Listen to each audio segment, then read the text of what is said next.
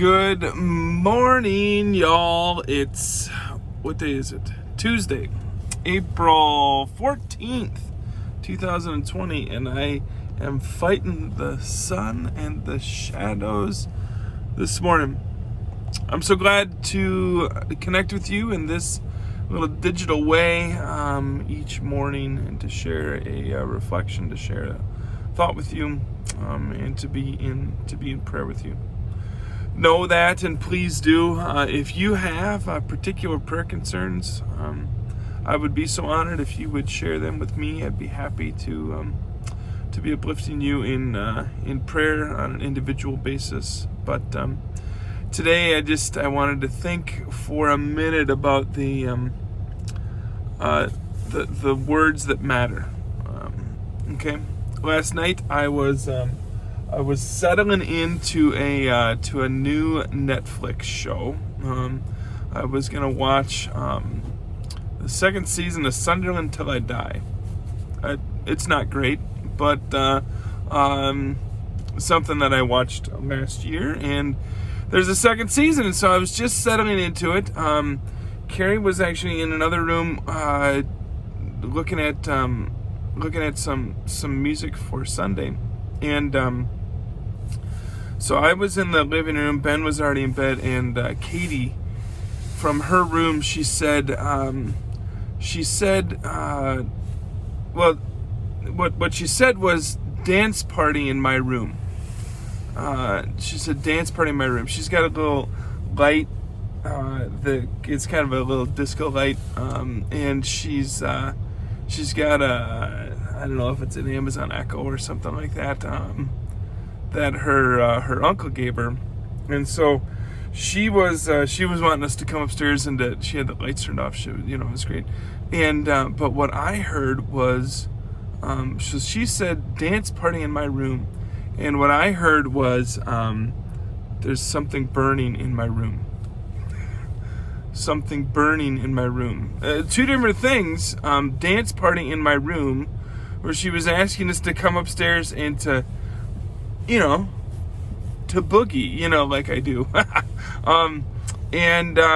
But what I heard was there's something burning in my room. Those are two different things. Two really different things. Thankfully there was nothing burning in her room.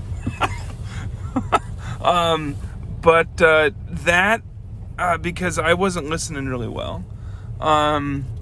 That little phrase, it got me up off the couch really fast.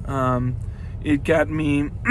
I jumped over the dog, and I ran upstairs, and then I had to kind of come down after. The human body is an amazing thing, the adrenaline that pops into you. Whew. And we danced for a little bit, and then we went to bed. Everything was fine in the Lidke household. Nothing was burning. Thankful for that. But it got me thinking just a little bit about the words that we say and the words that we hear, and maybe for us to think about the words that we say and the words that we hear online. The words that we say, the words that we hear on social media, the words that we say, the words that we hear from one another, and maybe especially the words that we say, the words that we hear to God and from God. You remember that the women who were given the call to tell the disciples, they were the first preachers on Easter morning. The women were given that call to go and to tell, He is risen.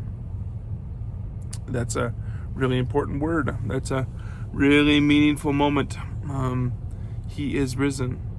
And the words that we can and maybe ought to share with our loved ones, with our spouses, with our children, those ones that we're cooped up with, and then for us to think about the words that we share and the words that we hear online and on social media.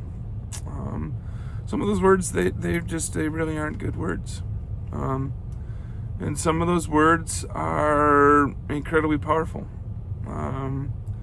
Those words of kindness, those words of love, those words of compassion, those words of care.